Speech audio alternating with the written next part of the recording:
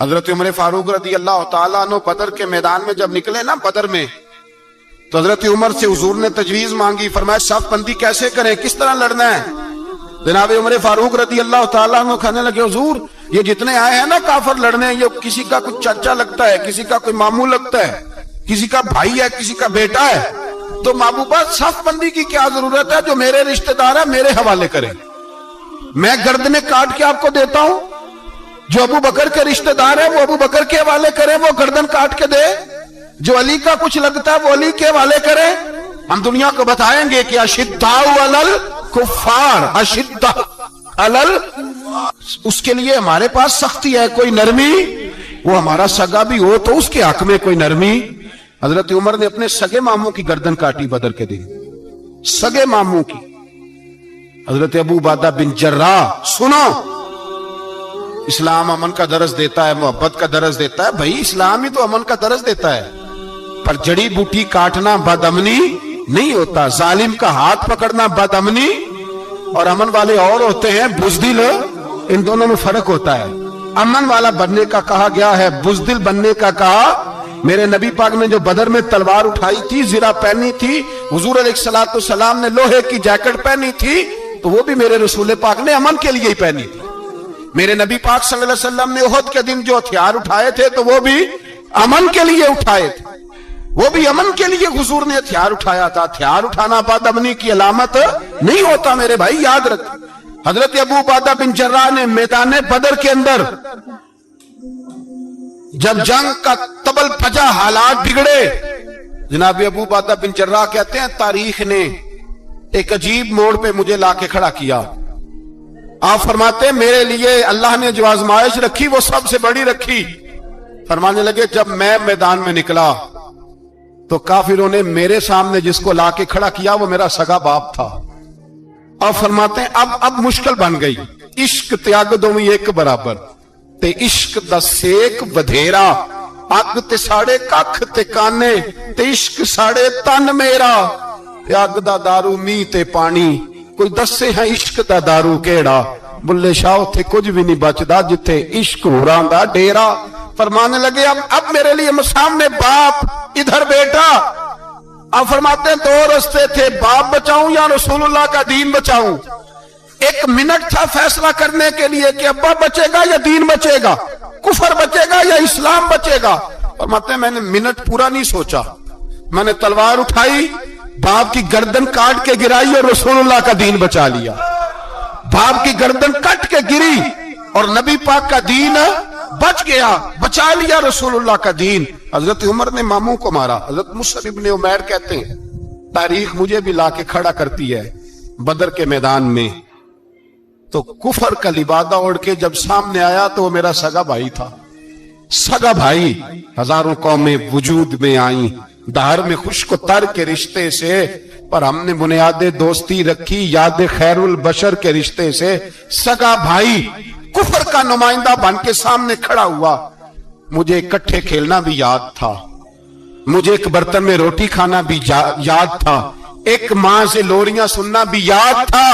فرماتے ہیں یہ سارا کچھ یاد تھا، پر اسلام کے حق میں دیا ہوا خطبہ جو محمد عربی نے دیا تھا وہ بھی مجھے یاد تھا، مجھے رسول اللہ کی بتائی ہوئی باتیں بھی۔ فرماتے ہیں میں سارا کچھ بھول گیا، پر مجھے اپنے رسول کا پڑھایا ہوا سبق نہیں بولا، وہ مجھے یاد رہا۔ میں نے پھر سگے بھائی کی گردن کاٹی اور میں نے وہ گردن کاٹ کے حضور کے پاس پیش کی، اور میں نے دنیا کو بتایا کہ ہمارے لیے اصل وہ ہے جو ہمارے رسول ہمیں حکم ارشاد فرماتے ہیں، یہ رشتے ہمارے لیے اصل ہے۔ ہمارے حضرت ابو بکر صدیق میدان میں نکلے، بیٹا کافروں کی طرف سے لڑنے آیا ہے، سگا بیٹا، اور میرے مصطفیٰ کریم نے فرمایا اولاد بزدل کر دیتی ہے آدمی کی، پر جب ایمان پختہ ہو تو پھر صحابہ نے اس بزدلی کی بھی پرواہ نہیں کی۔ سگا بیٹا کافر کی جانب سے آیا، حضرت ابو بکر صدیق نے تلوار سے حملہ کیا، بیٹے نے ڈھال آگے کی۔ جب صاحبزادے نے ڈھال آگے کی نا تو حضرت ابو بکر کی تلوار لوہے کی ڈھال سے ٹکرائی، تلوار گر گئی۔ اب حضرت ابو بکر نے ہتے ہو گئے، صاحبزادے نے اٹھائی تلوار، کہتا جب میں مارنے لگا تو خیال آیا گھر تو میرا اجڑے گا نا، باپ تو میرا ہی ہے نا۔ صاحبزادے کہتے ہیں میں ابو بکر صدیق کو چھوڑ کے چلا گیا، بعد میں مسلمان ہو گئے, کلمہ پڑھ لیا. ایک دن گھر میں بیٹھے تھے تو بات شروع ہو گئی. صاحبزادے کہنے لگے ابا جی وہ یاد ہے نا جب میری ڈھال سے آپ کی تلوار ٹکرائی تھی اور تلوار گر گئی تھی تو میں نے آپ کو باپ سمجھ کے چھوڑ دیا, میرا ہی گھر اجڑنا تھا باپ سمجھ کے. جناب صدیق اکبر رضی اللہ تعالیٰ عنہ صاحب ابن شام نے لکھا ہے کہ اپنی سرین پر 2 دفعہ ہاتھ مارا, 2 دفعہ.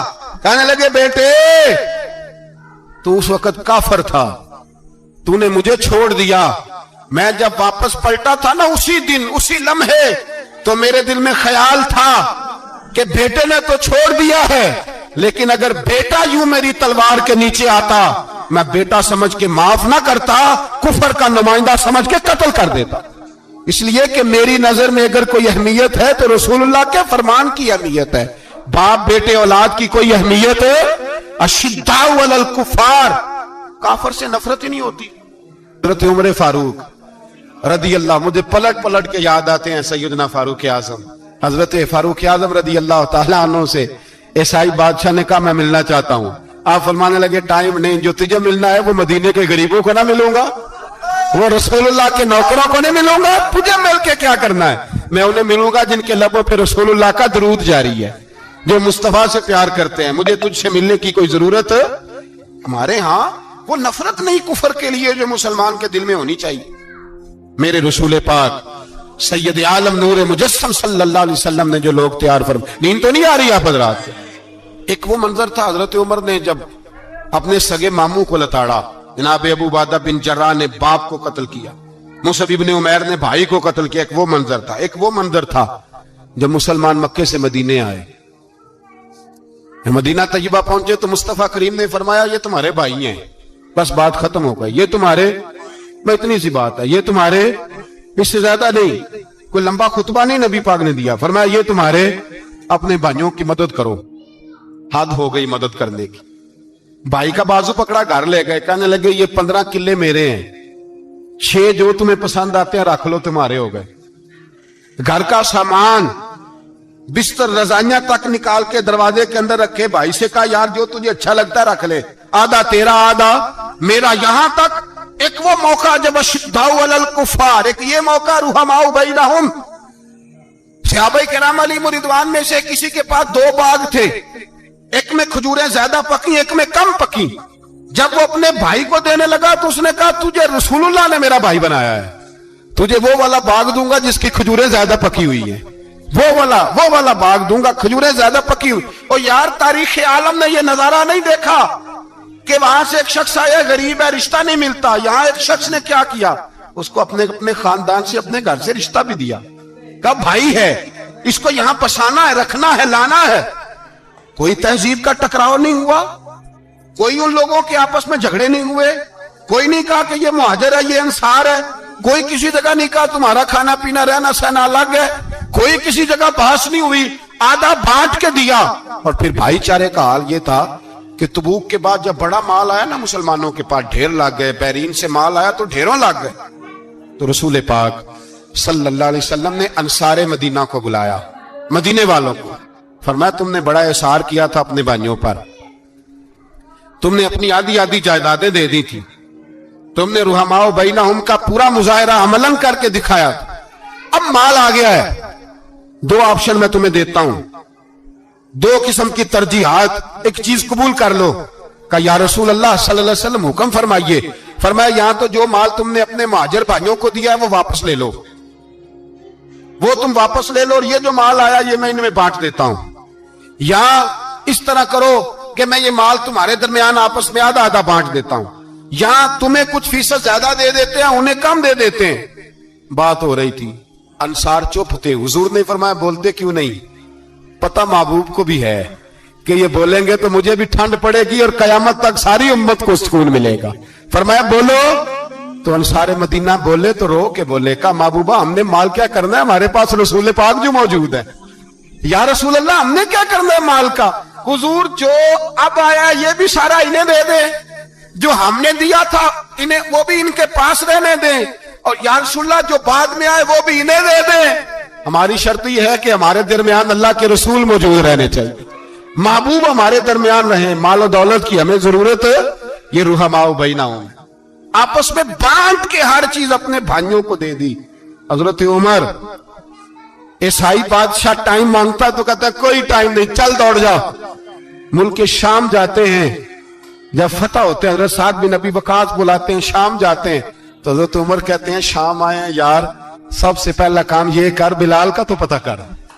यहां सुना है बिलाल हबशी का मकान भी कहीं नेड़े नेड़े है, पता तो कर।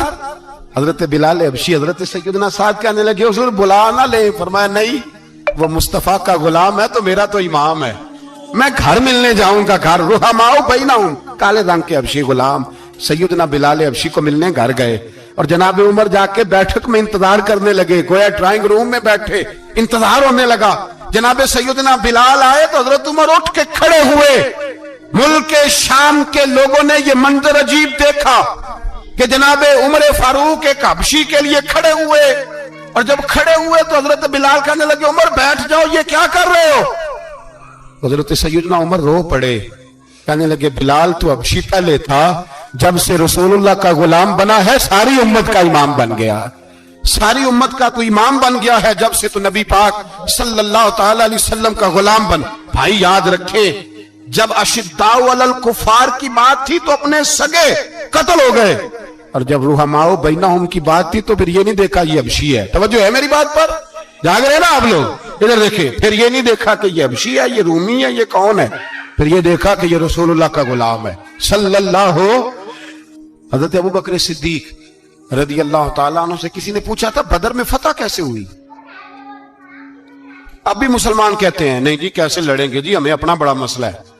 ये कमजोर लोगों की बातें, कमजोर जो खुदा वाले होते हैं उनकी ये सोच नहीं होती। ये आरज़ुए करम और मैं आपसे करूं, ये भीख उसको जी दिए जिसका खुदा ना हो। ये कमजोर लोग हैं जो कहते हैं नहीं कैसे होगा, किस तरह होगा, जिनको पता हो कि हमारी गैबी ताकत है हमारी।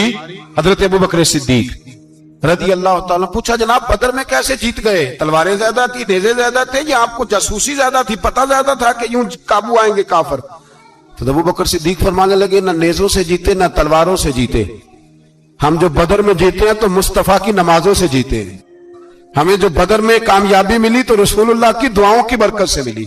फरमाने लगे काफिर सारी रात शराबें पीते रहे, सारी रात वो नाच गाने में मसरूफ रहे, और मैं हुजूर के खेमे में मौजूद था। नबी पाक सारी रात नमाज पढ़ते रहे, सारी रात हुजूर नमाज पढ़ते रहे, सारी रात अल्लाह से दुआ करते रहे। फरमाया सुबह जो कामयाबी मिली तो ये मुस्तफा की नमाजों की बरकत से मिली। एक बुजुर्ग की मैं बात सुन रहा था, वो कह रहे थे अब नमाजें इबादतें रियाजतें बाद में करना, पहले जिहाद करो। कह रहे थे अब निकल कर खानकाहों से अदा का रस्म शब्बीरी, इबादतें रियाजतें तिलावतें दुरूद बाद में होगा, पहले जिहाद। तो मैंने कहा साहब इबादतें तिलावतें दुरूद हो कहां रहा है, पहले वो जगह तो बताएं। खानकाहों पे तो उर्स हो रहा है, साल के बाद ढोल लग रहा है। वो जो जमाना था ना कि खानका शरीफ पे शाम तक कुरान मजीद खत्म होगा, फजर के बाद 50,000 दुरूद पढ़ा जाएगा, वहां लोग आए हैं तो वहां जिक्र करते करते लोग इस कदर मस्त हुए कि उन्हें होश ही नहीं कहां के कहां गए। वो तो दौर खत्म हो गया। अब कहां है खानका में, अब तो नजर में याद रह गई, खत्म शरीफ रह गया, उर्स पाक रह गया, बाकी तो मामला खत्म है। वो कहां गया मामला सारा। भाई दुआएं इल्तजाएं, शहाबुद्दीन गौरी से पूछा जनाब फतह कैसे हुई, कहने लगे ख्वाजा मोइनुद्दीन अजमेरी की दुआओं की बरकत से। फरमाते हैं बाबा दुआ मांगता था, हम जिहाद करते थे, अल्लाह कामयाबी दे देता था। भाई वो इबादत, वो रियाजत, वो मुसलमान जो रात को अपने रब को मना लिया करता था, वो अपनी इबादत के जोर पर अल्लाह तबारक व तआला की बारगाह में आहोजारी। हुजूर ने फरमाया अद्दुआ सलाहुल मोमिन, दुआ मोमिन का हथियार है।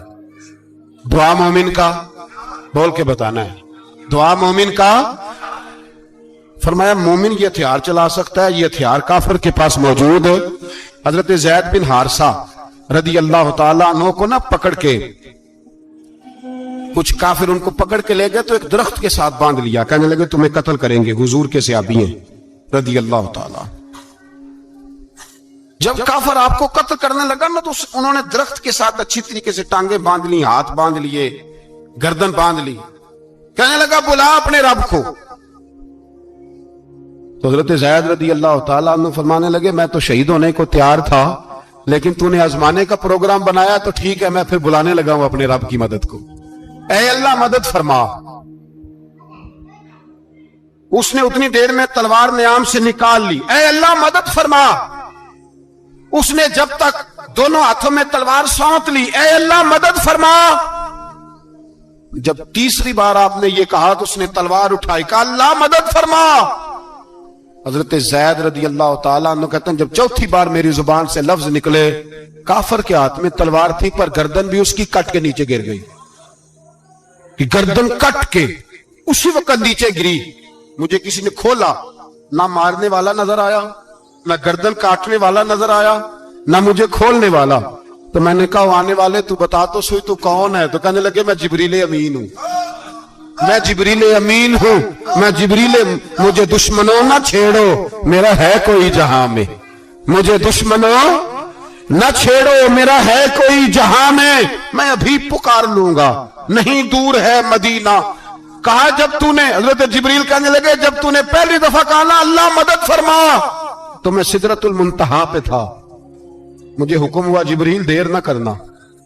فرماتے ہیں جب دوسری دفعہ تو نے کہا نا اللہ مدد فرما تو میں 7ویں آسمان پہ تھا، اور جب تیسری دفعہ کہا مدد فرما تو میں پہلے آسمان پہ تھا، اور فرمایا جب تو نے کہا چوتھی دفعہ اللہ مدد فرما تو میں تیرے سرانے کھڑا تھا، میں تیرے سرانے۔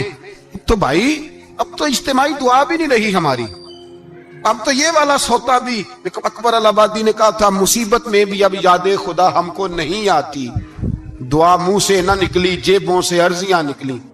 حضرت عمر فاروق اللہ اکبر، حضرت عمر جیسا بندہ 24 لاکھ مربع میل کا حکمران، اور شاہ روم کو خط لکھ کے کہتا ہے میں منت نہیں کرتا میں حکم دیتا ہوں۔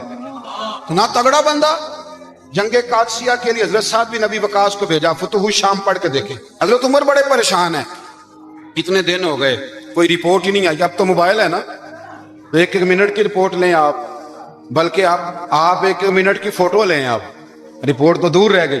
حضرت عمر فاروق رضی اللہ تعالیٰ عنہ بڑے پریشان ہیں کہ قادسیہ میں حضرت سعد بن ابی وقاص کے ساتھ لوگ جہاد کرنے گئے، رپورٹ کوئی نہیں آئی۔ اتنے پریشان تھے کہ باہر نکل کے نا اس رستے پہ بیٹھ جاتے جو رستہ قادسیہ کی طرف سے آتا تھا، جو بھی آتا جاتا پوچھتے جنگ کے کیا حالات ہیں۔ ادھر جب اللہ نے فتح دے دی نا تو حضرت سعد بن ابی وقاص رضی اللہ تعالیٰ عنہ نے ایک قاصد کو خط دے کے بھیجا، کہنے لگے عمر کے پاس جاؤ، انہیں اطلاع دو کہ الحمدللہ اللہ نے اسلام کو فتح عطا کر دی۔ یہ حضرت عمر کو جا کے دینا، وہ بڑے پریشان ہوں گے۔ وہ جو اس زمانے میں اس طرح ہوتا تھا کہ کئی دور دور سے صحابہ جو دوسرے شہروں کے ملکوں کے رہنے والے ہوتے تھے وہ بھی آ کے شامل ہو جاتے تھے جہاد میں، کوئی 1 دفعہ مدینے آیا، کوئی 2 دفعہ آیا، پھر اپنے اپنے علاقوں میں بہت سارے لوگوں نے زیادہ دفعہ حضرت عمر کو دیکھا بھی نہیں تھا۔ وہ جو قاصد خط لے کے آیا تھا نا اس نے 1 آدھ دفعہ دیکھا تھا، حضرت عمر بوڑھے ہو گئے، وہ پہچانتا نہیں تھا۔ ادھر سے وہ خط لے کے آ گیا، حضرت عمر مدینے سے باہر نکل کے اس روڈ پہ بیٹھے تھے جو قادسیہ سے آتا تھا۔ جب وہ اس آدمی کو آتے دیکھا تو حضرت عمر اٹھ کے کھڑے ہو گئے، فرمانے لگے قادسیہ سے آ رہے ہو؟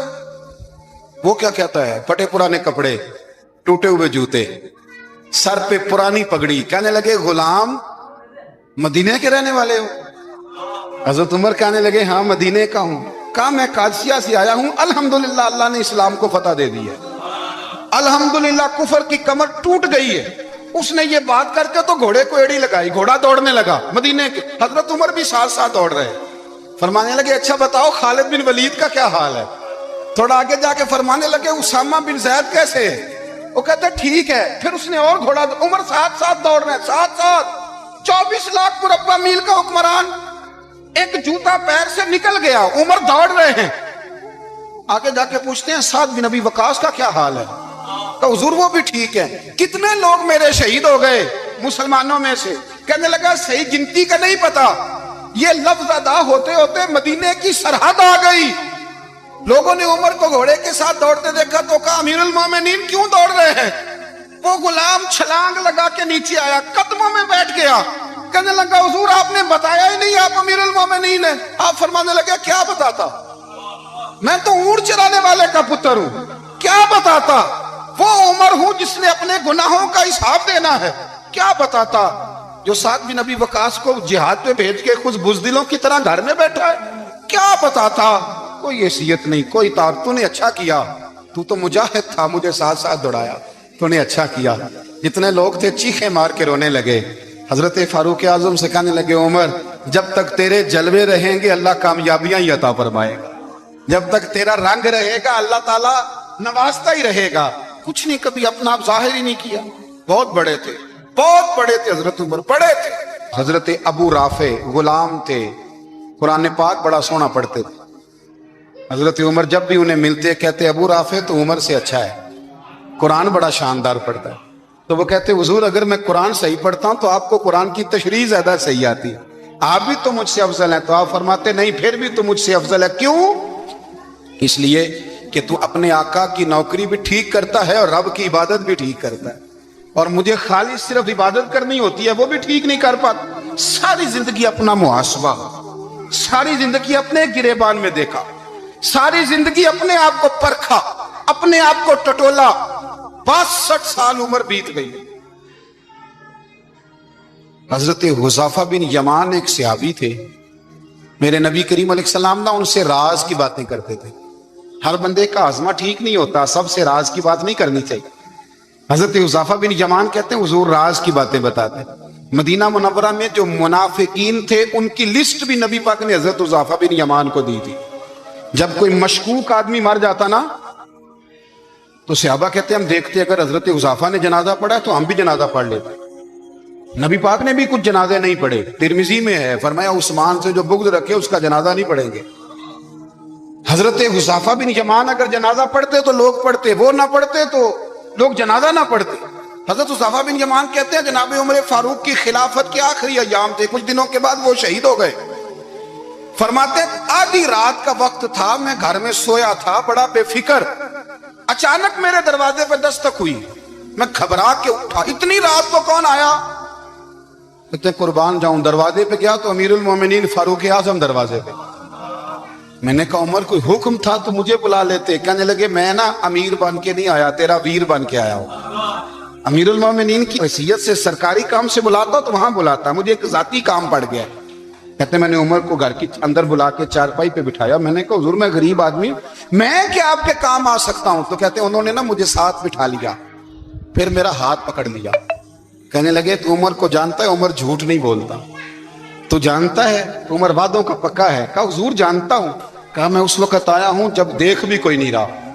حضرت حذیفہ بن یمان کہتے ہیں پریشان ہو گیا، حضور پہیلیاں نہ بجھوائے، مہربانی کر بتائیں کدھر آئے ہیں؟ حضرت عمر فاروق فرمانے لگے 62 سال کا ہو گیا ہوں، 63واں چل رہا ہے، داڑھی سفید ہو گئی ہے، پھل پک گیا، اٹھ فریدہ ستیا، داڑھی آ گئی پور، اگا نیڑے آ گئی، پیچھا رہ گئی دور، اپنا اب قبر اشر کا معاملہ صاف نظر آنے لگا ہے۔ کہا حضور مجھ سے کیا چاہتے ہیں؟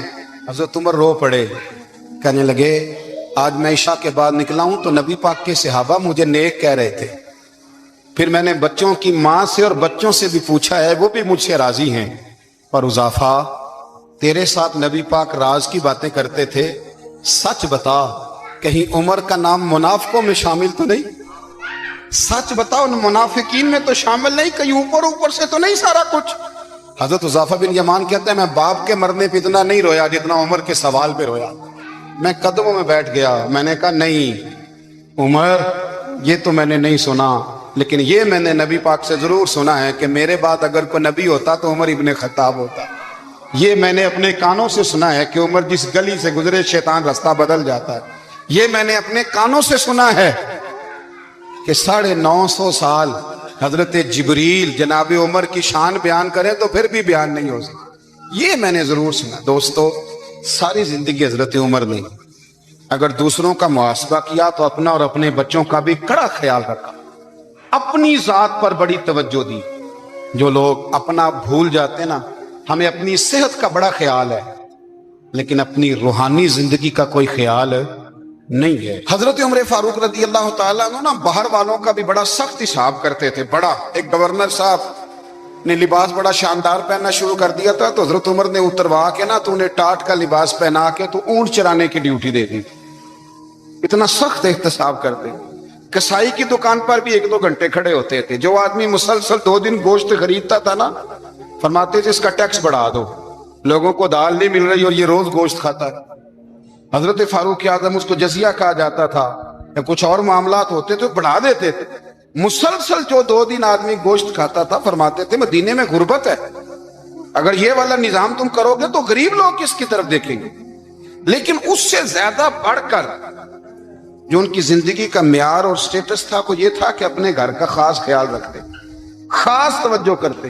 ملک شام سے اور ایران سے کچھ لوگ آپ کی خدمت میں آئے تو وہاں سے کچھ کنیزیں بھی آئیں ان کے بادشاہ کا پیغام لے کے. شاہ ایران کی کنیز کو ملکہ نے کہا کہ نہ حضرت عمر کی زوجہ کو دیکھ کے آنا ذرا کس طرح کی.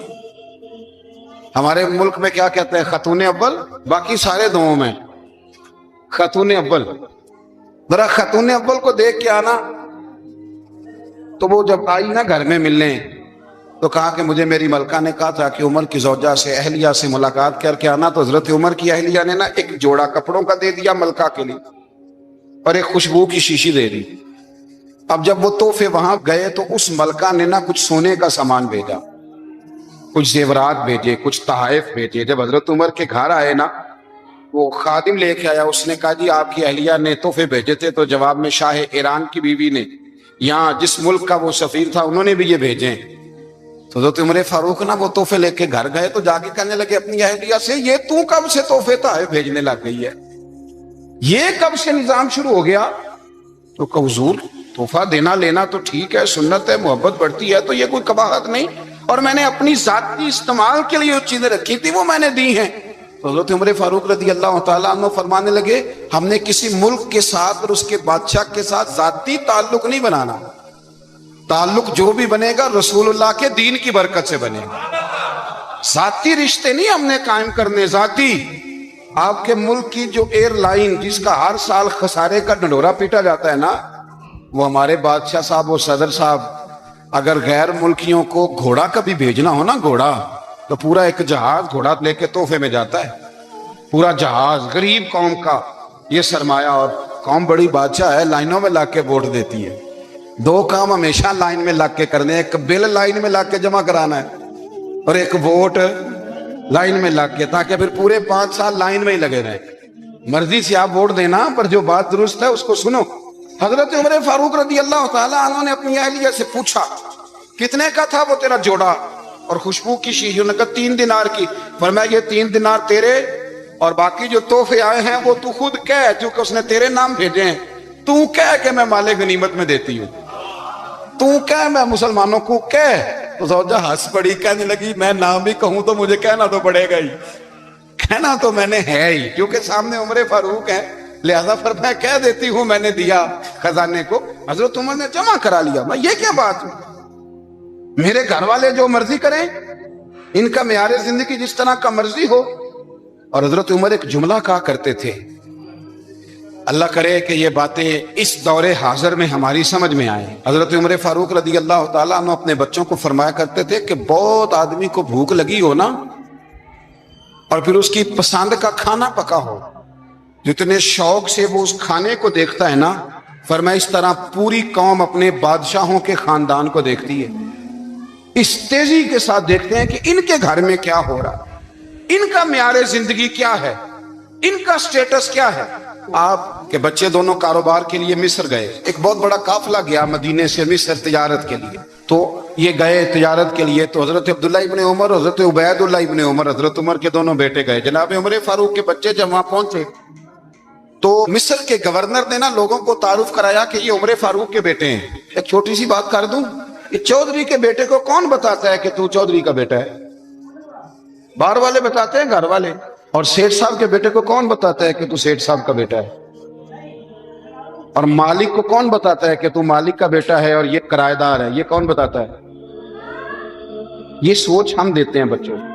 چودھری اور کمی کی سوچ, امیر اور غریب کی سوچ, مالک اور کرایہ دار کی سوچ, گھر کے مالک کی اور کام کرنے والے کی سوچ, یہ ہم دیتے ہیں.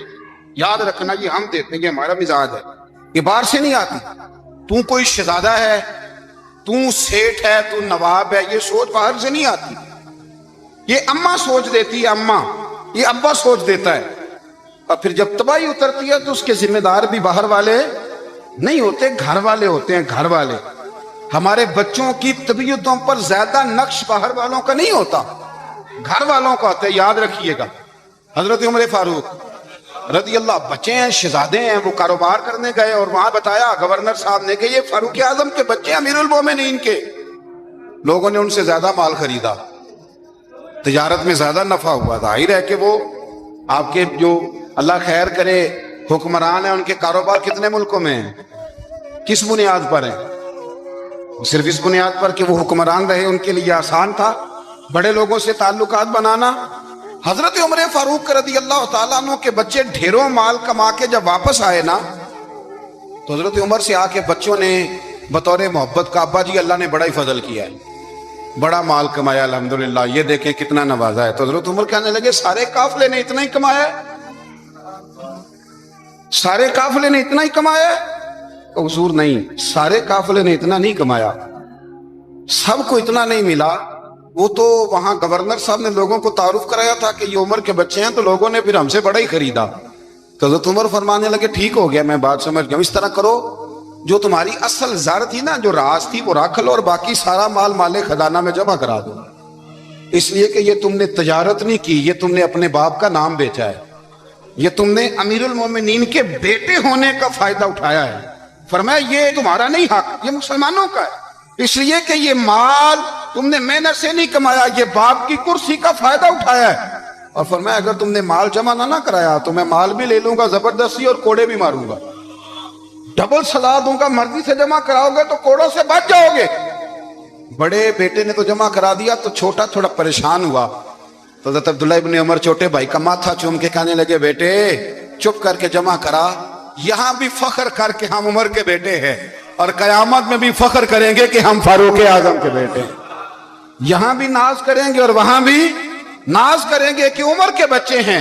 ہمارے باپ نے خود بھی حلال ہی کھایا ہے، اور جب ہماری کمانے کی باری آئی ہے تو ہمیں حکم بھی حلال کھانے کا دیا۔ بھائی ہمارا مزاج نہیں، بچہ جب لے کے آتا ہے 2 لاکھ روپیہ تو کبھی پوچھے کہاں سے آیا ہے؟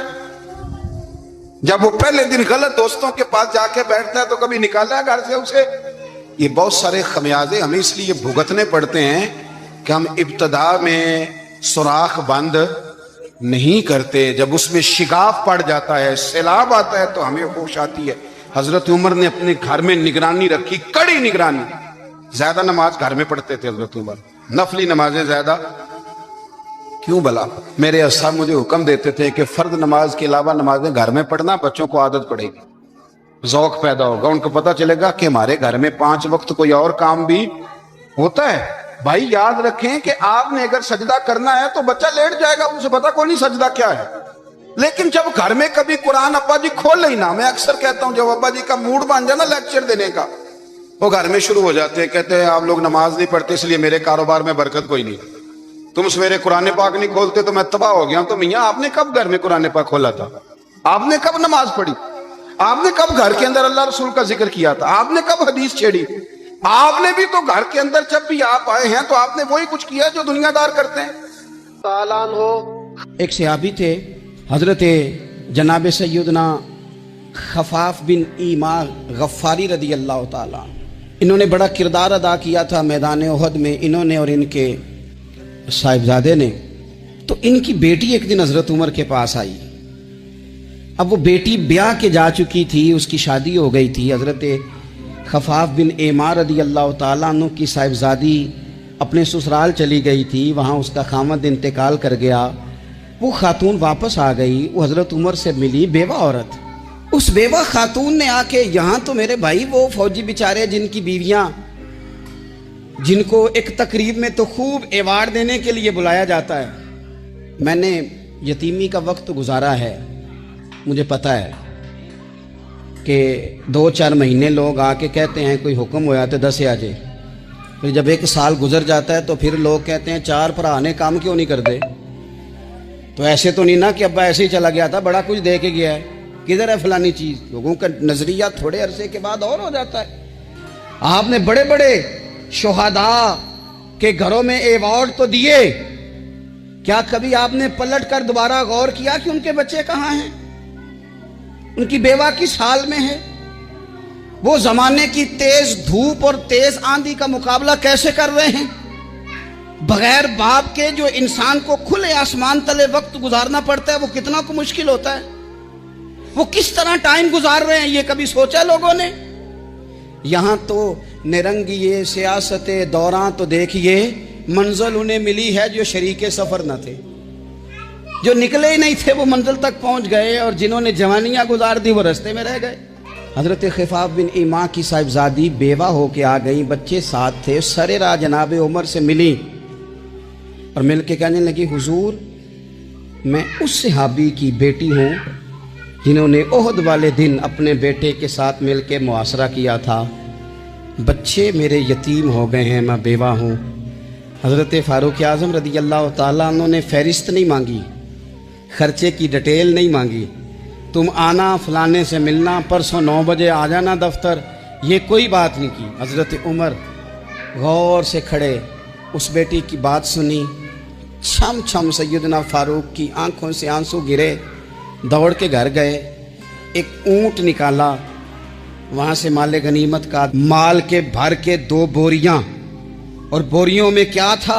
चांदी भी थी, नकदी पैसे भी थे, कुछ ज़रूरत का सामान भी था, गल्ला भी था। 2 बोरियां भर के ऊंट पे रख के खुद लगाम उस बेटी के हाथ में थमा के का पुत्र सामान भी तेरा है, ऊंट भी तेरा है, और ये ना समझना यही कुछ तुझे दिया है, जब ये खत्म होगा तो रब तेरे लिए और बंदोबस्त फरमाएगा। क्या माना कि ड्यूटियां लगा दी गई हैं, हमें पता है ये सामान कब तक ख़त्म हो जाएगा, पैसे कब तक ख़त्म हो जाएंगे, तेरे लिए मैंने नए हुक्म भी जारी कर दिए हैं। हज़रत उमर वजीफ़ा लगाने लगे तो हुजूर के घर में खिदमत करने वाले हज़रत उसामा बिन जैद का वजीफ़ा डबल लगाया और अपने बेटे अब्दुल्ला इब्न उमर का वजीफ़ा सिंगल लगाया। तो हज़रत उसामा बिन जैद कहने लगे, अब्बा जी मैंने तो हिजरत भी की, जिहाद भी किया, उसामा तो उन दिनों बच्चे थे। तो हज़रत सैयदना उमर फ़ारूक जवाब में कहने लगे, पुत्र उसामा के वालिद जैद ने भी हुजूर के घर में नौकरी की, उसामा भी नौकरी कर रहा है। हज़रत उमर की शान क्या है ज़माना जानता है, पर फिर भी हज़रत उमर फरमाने लगे, तूने अपने बाप के साथ हिजरत की, फरमाया उनकी खिदमत ज़्यादा है हुजूर के घर में, लिहाजा उनका वजीफ़ा भी ज़्यादा लगाया जाएगा। चादरें आई थी माले गनीमत में, ढेर सारी चादरें, ढेर सारी।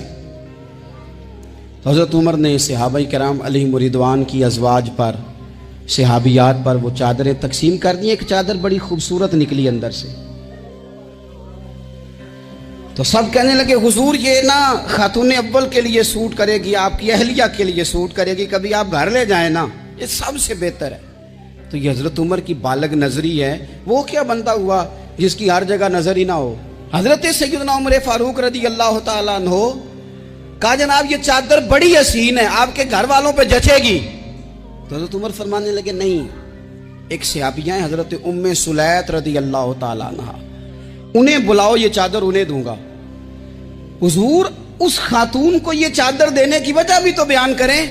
तो हज़रत उमर फरमाने लगे, जब ओहद में ढेर सारे लोग जख्मी हो गए थे और भगदड़ मच गई थी और हालात खराब हो गए थे, तो फरमाया मैंने अपनी आंखों से देखा कि उस एमरजेंसी की हालत में भी जनाब उम्मे सुलैत मिशकीज़ा पकड़ पकड़ के जख्मियों को पानी पिला रही थी। उस खातून की खिदमात है उम्मत के लिए, उसने ड्यूटी की है सहाबा के लिए, लिहाजा उस औरत का ज्यादा हक बनता है कि उसको ये एजाज दिया जाए। मेरिट की बुनियाद पर तकसीम होगी, रिश्तेदारी की बुनियाद पर, ताल्लुक की बुनियाद पर नहीं होगी। इसका हक ज्यादा बनता है, इसका दर्जा ज्यादा बनता है, खिदमात ज्यादा है, इसने अपनी ड्यूटी ज्यादा अच्छे तरीके से सर अंजाम दी है। जब तक चीजें आप वुसअत कल्बी नहीं लाते अपनी तबीयत में, जब तक आप गुंजाइश ज्यादा पैदा नहीं करते, उतनी देर तक हालात उस तरह के नहीं होते। फिर एक और मुसीबत बन गई है, वो मुसीबत है लेवल की। ये काम मेरे लेवल का नहीं। जब आप अपने लेवल से नीचे उतरेंगे, प्रोटोकॉल से जरा नीचे उतरेंगे और छोटी छोटी बातों पर खुद तवज्जो देंगे, छोटी छोटी चीजों पर। हजरत उमर जुमा पढ़ा रहे थे, एक सहाबी देर से आए। अब ये नमाज का पूछना, जुमे का पूछना, मतलब हुक्मरान साहब तो ऊपर लेवल के हैं, वो तो पूछेंगे कि जनाब मेरे साथ तो आप कौमी सतह का बंदा बिठाएं, ये वाली बातें।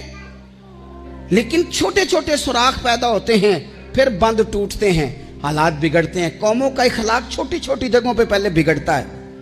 چھوٹی چھوٹی جگہوں پہ بچہ پہلے چھوٹی چوریاں کرتا ہے، خدا معاف فرمائے اگر اسے روکا نہ جائے، پھر وہ بڑی جگہوں پہ جا کے حالات خراب کرتا ہے. حضرت عمر فاروق ایک صحابی دیر سے جمعہ پڑھنے آئے تو حضرت عمر نے بعد میں بلا لیا، فرمایا تم اتنے سمجھدار آدمی ہو کہ اگر جمعے میں دیر سے آؤ گے تو باقی لوگوں کا کیا بنے گا؟ تو وہ صحابی آگے سے کہنے لگے مجھے پتا تھا آپ نے پوچھنا ہے، اور میں تو کہیں کام میں مصروف تھا امیر المومنین، میں تو دوڑا آیا ہوں، میں تو غسل بھی نہیں کر سکا، وضو کر کے مسجد میں آ گیا ہوں جمعہ پڑھنے. تو حضرت عمر فاروق ان کی بات سن کے خوش ہوئے، فرمانے لگے رب تیرا بھلا کرے، اس طرح کرنا، آئندہ جمعہ پڑھنے آنا تو غسل کر کے آنا، میرے نبی پاک نے غسل کرنے کا ارشاد فرمایا جمعے والے دن، غسل کر کے آنا. ان باتوں کا بھی یعنی حکومت کے قومی معاملات اور عالمی نقطہ نظر بھی ان کے ذہن میں ہے، اور یہاں تک جو باریک چیزیں یعنی حضرت عمر فاروق گزر رہے تھے تو کسی باغ کے کونے میں کھڑے ہو کے کچھ بچے چھوٹے چھوٹے بچے وہ کھجوریں اکٹھی کر رہے تھے. تو حضرت عمر نے کہا کس کے باغ میں لگے ہوئے ہو؟ سب بچے دوڑ گئے. تو حضرت سنان بن سلمہ فرماتے میں ابھی چھوٹا تھا، میں کھڑا ہو گیا تو میں نے کہا حضور ہم نے توڑ کے نہیں کھجوریں کھائیں، گری ہوئی کھائی ہیں، اور آپ کو پتہ ہے جو رستے میں گر جائیں وہ اٹھانی ناجائز نہیں ہوتی، تو حضور یہ گری ہوئی کھجوریں کھائی ہیں. تو کہتے ہیں حضرت عمر فاروق بچے کی بات سن کے کہنے لگے رب تیرا بھلا کرے، تو نے صحیح بات کی طرف میری توجہ کرا دی ہے، اللہ تیرا بھلا کرے. اور پھر حضرت عمر رضی اللہ تعالیٰ عنہ اس چھوٹے سے بچے کے پاس کھڑے ہو گئے. کون؟ کس کے پاس؟ نہیں خواب تو نہیں دیکھ رہے میں اور آپ، حکمران وقت 22 لاکھ مربع میل کا حکمران بچے کے پاس کھڑے ہو گئے، چھوٹے بچے کے پاس. دکان پہ غریب آدمی چڑھ آئے نا، دکاندار صاحب اللہ ماشاءاللہ ان کا مزاج خراب ہو جاتا ہے. وہ تیسری چیز کہنا وہ والی دکھاؤ تو کہتے لینی ہے تو لے، تو جا. اور اگر تگڑا بندہ آ جائے تو کہتے ہیں جناب آپ اس طرح کریں نشاندہی کر دے، میں انشاءاللہ خرید کے لا کے پیش کر دوں گا. مزاج بدل جاتا ہے. غریبوں کے پاس، چھوٹوں کے پاس، عام آدمی کے پاس آپ جائیں. ہمارے حکمرانوں کا غریب آدمی سے گیپ بہت زیادہ ہے، پیروں کا غریب آدمی سے گیپ بہت زیادہ ہے، بڑے علماء کا عام آدمی سے گیپ زیادہ ہے، تاجروں کا عام آدمی سے گیپ زیادہ ہے، شیشے کے بڑے بڑے محلات میں سوسائٹیوں میں بسنے والوں کا غریبوں سے گیپ زیادہ ہے. اس لیے امیر غریب کی تفریق بڑھ گئی ہے، حالات اور طرح کے ہو گئے. بعض غربا امیروں سے نفرت کرنے لگ گئے. ہماری شادی بیاہ تقریبات افطاریاں ان میں ہم اپنے لیول کے لوگ بلاتے ہیں جن سے ہمیں کاروباری ضروریات وابستہ ہوتی ہیں. ہم نے اس طرح کا ماحول بنایا، اس کا نقصان یہ ہوا ہے کہ معاشرے میں کئی قسم کی سوچیں پنپنے لگی ہیں، وسوسے غالب آنے لگے. بعضوں کا تنگ آمد بجانگ آمد، جب غریبوں کے بچے زیادہ تنگ آتے ہیں پھر ہتھیار اٹھاتے ہیں، پھر قلم چھوڑ دیتے ہیں. سوچنے کی ضرورت ہے ملک میں کہ برائی جنم لیتی کہاں سے ہے. یہاں تک اتر کے حضرت عمر فاروق ان لوگوں سے پیار کرتے. اب وہ بچے نے بات سنا دی حضرت سنان بن سلمہ نے، تو جناب عمر فاروق سے بچے نے فٹافٹ ایک اور فرمائش بھی کر دی. کہنے لگا حضور میں نے کھجوریں زیادہ جمع کر لی ہیں، وہ میرے دوست سارے بھاگ گئے ہیں آپ کو دیکھ کے، اب میں جب جاؤں گا نا تو کھجوریں میرے حصے کی ہیں، ہوں میں غریب بچہ، ماڑے گھر سے تعلق ہے، وہ میری کھجوریں چھین لیں گے. حضرت عمر کے ساتھ سپاہی بھی تھے، سارا کچھ بھی تھا. حضرت عمر نے بچے کا بازو پکڑا، فرمایا چل میں تجھے تیرے گھر چھوڑ کے آتا ہوں. حضرت عمر اس غریب کے دروازے پہ دستک دے کے کہا تیرا پتر تھا، پکڑ کے اس لیے لایا ہوں کوئی امیر زادہ اس غریب کے بچے کو تنگ نہ کر سکے، اللہ کوئی ایک بھیجنا حضرت فاروق اعظم کا ماننے والا جو غریب کے بچے کا بازو تھامے اور اسے کہے کہ کوئی امیر زادہ اس پر ظلم نہیں کرے گا، کوئی اسے تھپڑ نہیں مارے گا، کوئی اس کے حصے کے نمبر نہیں لے گا، کوئی اس کی جگہ رشوت دے کے نوکری پہ نہیں بیٹھ جائے گا، کوئی اس کی جگہ پیسے دے کے آگے نہیں بڑھ جائے گا. کوئی آئے نا جو اشک شوئی کرے، جو آنسو پونچھے لوگوں کے. لیکن یہاں تو منزل انہیں ملی ہے جو شریک سفر نہ تھے. میرے عزیزو، اس نہج پر دین نے ہمیں اسباق پڑھائے. اس نہج پر حضرت عمر چھوٹی چیزوں کا، مسجد نبوی شریف میں آپ نے دیکھا 2 لوگ، اونچی آواز میں بات کر رہے ہیں تو حضرت عمر نے فرمایا انہیں بلا کے لاؤ. بلا کے لایا. فرمایا تمہیں پتہ نہیں یہ حضور کی مسجد ہے؟ لا ترفعوا اصواتکم فوق صوت النبی. اے پائے نظر ہوش میں آ، یہ کوہ نبی ہے. آنکھوں سے بھی چلنا یہاں بے ادبی ہے. پتہ نہیں وہاں سارے نعرے غلط ہیں. کسی کے مرد آباد کا نعرہ ہو تو وہ بھی غلط، اور کسی کے زندہ باد کا نعرہ ہو تو وہ بھی غلط. وہاں ایک ہی نعرہ صرف اچھا لگتا ہے. وہ کیا ہے؟ یا رسول اللہ انظر حالنا، یا حبیب اللہ اسما. وہاں ایک ہی نعرہ اچھا لگتا ہے کہ سونے آ گئے ہیں، نظر کرم ہو جائے. یا رسول اللہ پہنچ گئے ہیں، روزے دے دوالے نے غلامہ دیاں ٹولیاں، او ویکھو ایک پیا سندا کروڑاں دیاں بولیاں. وہاں یہی نعرہ اچھا لگتا ہے. لب واہ ہیں، آنکھیں بند ہیں، پھیلی ہیں جھولیاں. کتنی مزے کی بھیک تیرے پاک در کی ہے. اور قربان جاؤں اپنے امام پر، اس قلم پہ واری جس سے وہ لکھا کرتے تھے. کہنے لگے کعبے کا نام تک نہ لیا، طیبہ ہی کہا. پوچھا جو تھا کسی نے کہ عظیمت کدھر کی ہے، ان کے طفیل حج بھی خدا نے کرا دیے، ورنہ اصل مراد حاضری تو اس پاک در کی ہے. تو حضرت فاروق اعظم رضی اللہ تعالیٰ عنہ نے نا ان دو لوگوں کو بلایا اور بلا کر کے فرمانے لگے کہاں کے رہنے والے ہو، کہاں سے آئے ہو؟ نے کہا جی ہم طائف کے رہنے والے ہیں. فرمایا تمہیں پتہ نہیں یہ نبی پاک کا روزہ ہے، حضور کی مسجد ہے، یہاں آواز اونچی نہیں کرتے، تمہیں خبر نہیں؟ اور پھر حضرت عمر فرمانے لگے اگر تم مدینے کے رہنے والے ہوتے تو میں تمہیں کوڑے مارتا، میں تمہیں سزا دیتا. تمہیں پتہ نہیں کہ کس طرح کا مزاج اور ماحول ہونا چاہیے. تو حضرت فاروق اعظم رضی اللہ تعالیٰ عنہ کی جو خدمات ہیں، آپ تو بازاروں میں جب جاتے تھے نا تو فرماتے تھے ہمارے بازار میں صرف وہ بندہ آ کے کام کرے جو دین کا علم جانتا ہے، جسے تجارت کے اصول پتہ ہیں وہ آئے. دوسرے کو بیٹھنے نہیں دیتے تھے. اپنے مزاج کے لحاظ سے، اپنی طبیعت کے لحاظ سے مخلوق کے لیے دلوں میں نرمی رکھتے تھے، مزاج میں نرمی. ایک بات آپ نے کئی دفعہ سنی ہوگی، میرا بڑا دل کرتا ہے پھر سے اس کو دہراؤں. میں نے اسے سینکڑوں بار پڑھا ہے. جب طبیعت پوری بے چین ہوتی ہے اور اپنی ذمہ داریوں کا احساس کرنے کو دل کرتا ہے نا، تو پھر خیال آتا ہے کہ ہم بھی پڑھیں ذرا ان چیزوں کو. بار بار پڑھتا ہوں تاکہ احساس ذمہ داری پیدا ہو. آپ کے غلام اسلم فرماتے ہیں رات کو میں اور جناب عمر نکلے تھے تو ایک مکان میں ہم نے دیکھا کہ ایک عورت نے نا، اس کے بچے بار بار شور کر رہے ہیں اور وہ کچھ پکا رہی ہے، آواز آ رہی ہے. تو حضرت عمر نے دروازے پہ دستک دی. کون ہے دروازے؟ کہا میں ایک غلام ہوں. حضرت عمر کہتے ہیں غلام ہوں. بہن کیا مسئلہ ہے، بچے کیوں رو رہے ہیں؟ تو بی بی کہنے لگی تمہیں کیوں بتاؤں، جاؤ نا اپنا کام کرو. حضرت عمر نے اصرار کیا تو تلخ لہجے میں، جس سے غصہ نہیں کر جاتے حکمران، councillor, chairman, M P M N A ناراض نہیں ہو جاتے، اس تلخ لہجے میں بی بی کہنے لگی دعا کرو اللہ میرے اور عمر کے درمیان قیامت میں فیصلہ کرے. کیسا حکمران ہے کہ اس کی حکومت میں میرے بچے بھوکے سوتے ہیں. یہ میں نے پانی میں روڑے ڈال کے چڑھائے ہیں، لیکن یہ پیٹ کی بھوک یہ بڑی ڈاڈی ہوتی ہے، یہ نیند بھی نہیں آنے دیتی. خیال تھا رو دو کے سو جائیں گے، پر سو بھی نہیں رہے. حضرت فاروق اعظم دوڑے گئے، گھر سے سامان، اناج، غلہ کندھے پہ رکھا. خادم کہتے ہیں میں نے کہا کہ مجھے دے دیں. فرمانے لگے چل تو وعدہ کرنا قیامت میں بھی میرے بوجھ اٹھائے گا. کہا حضور نہیں، وہ تو میرے بس کی بات نہیں. فرمایا پھر مجھے کرنے دے. دوڑے آئے، اس خاتون کے دروازے پر لا کے وہ چیزیں رکھیں. کہا بہن اگر تو پردہ کر لے تو یہ غلام نا آج کھانا پکا دے تیرے بچوں. پھر وہ گھی چڑھا کے، چینی ڈال کے، کچھ سامان پکتا تھا وہ کھانا پکایا. غلام کہتے ہیں جب پھونکے مارتے تھے تو داڑھی سے دھواں نکلتا تھا، آگ جلاتے تھے دھواں نکلتا. پھر کھانا پکایا، پھر ان بچوں کو کھلایا.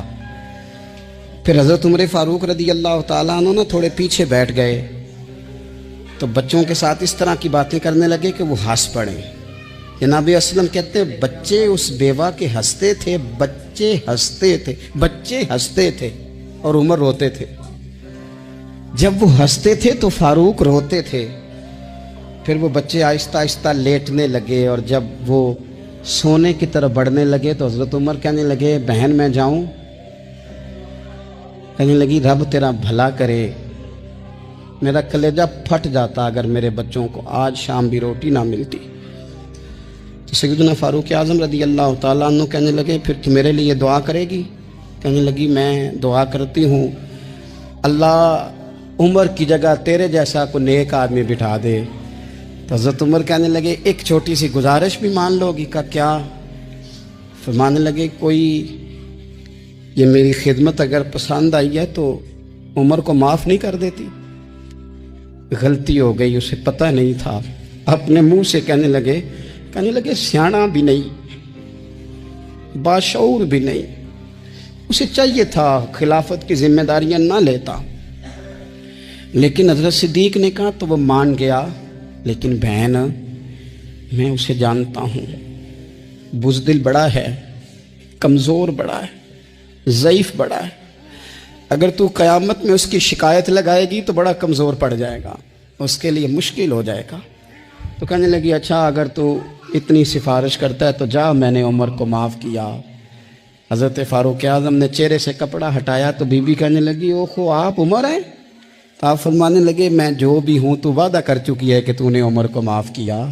फिर बाहर निकले और अपने खादिम जनाब असलम से कहने लगे 2 बंदे और बुला और उन्हें गवाह बना कि मैंने इस गरीब के रोते बच्चे हंसाए हैं। तू जाके उनको बता मैंने वो हंसाए हैं, इसके भूखे बच्चों को मैंने रोटी खिलाई है। और तू गवाह हो जा कि इस बीबी ने खुद कहा है बगैर जबर के, मेरी गुजारिश पे कहा है कि मैंने उमर को माफ़ किया। क्यों ना हम भी अपनी अपनी जिम्मेदारियों का एहसास कर लें, क्यों ना हम भी जहाँ जहाँ हमारी ड्यूटी है हम भी वहाँ गौर कर लें। कहीं ऐसा तो नहीं कि हम भी कमज़ोर पड़ गए हैं, जिम्मेदारी तो ले ली है पर अब हम अदा नहीं कर पा रहे। घोड़ा खरीदना चाहते हैं। हजरत फारूक आज़म ने फरमाया कि मैं पहले घोड़ा चेक करूंगा, देखूंगा कैसा है। उसने कहा जी आप कैसे देखेंगे? आपने फरमाया मैं उसके ऊपर सवारी करूंगा, दौड़ाऊंगा, अगर मुझे पसंद आया तो फिर लूंगा वरना नहीं लूंगा। हजरत उमर फारूक घोड़े पे चढ़े, घोड़ा दौड़ाने लगे। रास्ते में घोड़े का पैर किसी जगह पे फिसल गया, किसी जगह से घोड़ा गिर गया, उसकी टांग पे जख्म आ गया। बद्दू कहने लगा जनाब आप घोड़ा खरीदे। हजरत उमर फारूक ने फरमाया मुझे पसंद ही नहीं आया। उसने कहा जी पसंद नहीं आया तो जख्मी क्यों किया है ना मुकदमा? तवज्जो है आपकी जी? हाय हाय, घोड़े का मुकदमा भी बादशाह पे हो सकता है। यहाँ तो जनाब आप घोड़े से भरी रकम हो तो उसका मुकदमा नहीं कर सकते। घोड़ा मुकदमा केस देखे कैसा शानदार। हजरत फारूक आज़म रज़ी अल्लाह ताला अन्हु ने फरमाया कि भाई मैंने तेरे साथ बात की थी कि मैं दौड़ाऊंगा, मैंने दौड़ाने की इजाजत ली थी और मैंने जानबूझ के नहीं गिराया, फिसल गया, गिर गया, चोट लग गई। वो कहने लगा जी मैंने तो सही सलामत दिया था ना आपको, बात ठीक है, आप सही सलामत। हजरत उमर का झगड़ा हो गया। अब वो बद्दू दूर से आया है, मदीने में घोड़ा बेचने आया है, वो जानता नहीं। हजरत फारूक आज़म से कहने लगा अब क्या बनेगा? तो आपने फरमाया तू काजी शुरा की अदालत में जाके मुझ पे मुकदमा कर। तू वहां जाके, कभी किसी मुजरम ने भी कहा है कि जा फलानी जगह केस लगा जाके? कभी किसी ने कहा है? सुन सुन के सहाबा की बातें जब लोग मुसलमान होते थे, फिर सरवर आलम की यारो गुफ्तार का आलम क्या होगा। और चाहे तो इशारों से अपने काया ही पलट दें दुनिया। ये हाल है खिदमतगारों का, सरकार का आलम क्या होगा। ये हाल है खिदमतगारों का, सरकार का आलम क्या। हजरत सैयदना फारूक के जा मेरे ऊपर मुकदमा कर काजी। और एक रवायत ये है कि वो मुसलमान भी नहीं था, वो बद्दू मुसलमान भी नहीं था। काजी शुरा की अदालत में मुकदमा चला गया। हजरत फारूक आज़म रज़ी अल्लाह ताला अन्हु को काजी साहब ने पैगाम भेजा, फरमाया कि आपके ऊपर मुकदमा आया है, आप सारे काम छोड़ के फौरन आए, इसलिए कि बंदा दूर का रहने वाला है, इसने वापस भी जाना है। इंसाफ फौरी, इंसाफ। यहां तो दादा केस करता है, पोता रिजल्ट देखता है। कहा जा फौरन आना। हजरत उमर फारूक रज़ी अल्लाह ताला अन्हु चले, फौरन पहुंचे। اب کیس حضرت عمر فاروق نے دلیل پیش کی، فرمایا جی میں نے کہا تھا چیک کروں گا، میں نے چیک کیا ہے، پھر یہ ثابت کریں کہ میں نے جان بوجھ کے گھوڑے کو ٹھوکر لگائی ہو، تیز دوڑایا ہو، تو میں نے تو چیک کیا ہے، وہ خود بخود گر گیا ہے۔ وہ بندہ کہنے لگا جی انہوں نے مجھ سے کہا تھا کہ میں چیک کروں گا، اگر پسند آیا تو لے لوں گا۔ اب جب میں نے ان کے ہاتھ میں لگام دی تو میرا گھوڑا تندرست تھا، جب ان کے ہاتھ میں نے لگام دی تھی تو تندرست تھا، اور اب جب واپس کیا ہے تو بیمار ہے، انہوں نے زخم لگا دیا ہے، تو یہاں یہ میرا گھوڑا خریدیں، یہاں یہ مجھے جس طرح لیا تھا اسی طرح واپس کر دیں۔ حضرت سیدنا عمر فاروق نے اپنی دلیل پیش کی، اس بدو نے اپنی دلیل پیش کی، قاضی شرح نے مقدمہ سن کے فرمانے لگے فاروق اعظم سے آپ کی غلطی ہے، اے عمر آپ کی غلطی ہے، آپ یہاں تو گھوڑا خریدیں، اسے پیسے دیں، یا جیسا لیا تھا ویسا واپس کریں۔ یہاں آپ اب قاضی صاحب فیصلہ سنا رہے، یہاں تو آپ گھوڑا خریدیں اور جو سودا طے ہوا تھا اس کے مطابق خریدیں، یا جیسا لیا تھا ویسا واپس کر دیں۔ حضرت عمر فاروق بڑے راضی ہوئے، بڑے خوش ہوئے، فرمایا یار میں تجھ سے راضی ہو گیا ہوں، میں خریدنے کو تیار ہوں، میں گھوڑا خریدنے کو تیار ہوں۔ گھوڑا خرید لیا حضرت عمر نے، پیسے دے دیے، بدو کو پیسے ملے۔ اب اگلے جملے قاضی شرح کے، فرمایا فاروق اعظم یہ بندہ آپ کی وجہ سے پریشان بھی ہوا ہے، آپ کی وجہ سے آپ اسے روٹی بھی کھلائیں گے، جانے کا کرایہ بھی دیں گے، آپ روٹی بھی کھلائیں گے، اور کیونکہ اس کا گھوڑا آپ نے لے لیا، سواری کا بندوبست کرے۔ وہ بدو اب دیکھ رہا ہے، ایک روایت میں نے کی کہ مسلمان ہے، دوسری روایت ہے مسلمان بھی نہیں ہے، وہ یہ نظارہ، یہ حال ہے خدمت گاروں کا، یہ نظارہ دیکھ رہا ہے، یہ سارا نظارہ دیکھ رہا ہے۔ جب قاضی صاحب نے فیصلہ کیا تو حضرت عمر کہنے لگے چلا بھائی روٹی بھی کھلاتا ہوں، اور اپنے بیٹے کو کہتا ہوں جہاں تو نے جانا ہے چھوڑ کے آئے۔ جب نکلنے لگے تو بدو کہنے لگا اب میں نے کہاں جانا ہے، مجھے کلمہ پڑھاؤ، میں اب مسلمان ہونا چاہتا ہوں، اب میں نے کدھر جانا ہے، جانا تھا جدھر چلا گیا یہی رہوں گا، اس لیے کہ تیرے غلاموں کا نقش قدم ہے راہ نجات، تیرے غلاموں کا نقش قدم ہے راہ نجات، وہ کیا بہک سکے جو یہ چراغ لے کے چلے، تیرے غلاموں کا نقش قدم دیکھے اور پھر وہ چلا جائے۔ سوال ہی تو یہ حال ہے خدمت گاروں کا، سرکار کا عالم کیا ہوگا۔ حضرت فاروق اعظم رضی اللہ تعالیٰ عنہ قاضیوں کا تقرر کرتے وقت سب سے زیادہ احتیاط کرتے تھے کہ بندہ کس قسم کا ہے، اس کا مزاج کیا ہے، معاشرے میں اس کا وقار کیسا ہے، اس حساب سے اس کو تقرر کرتے تھے قاضی کے لیے۔ اور کیا حال تھا، حضرت زید بن ثابت رضی اللہ تعالیٰ عنہ کو آپ نے قاضی مقرر کیا، بعد میں معزول کر دیا۔ کیوں آپ نے معزول کیا ہے؟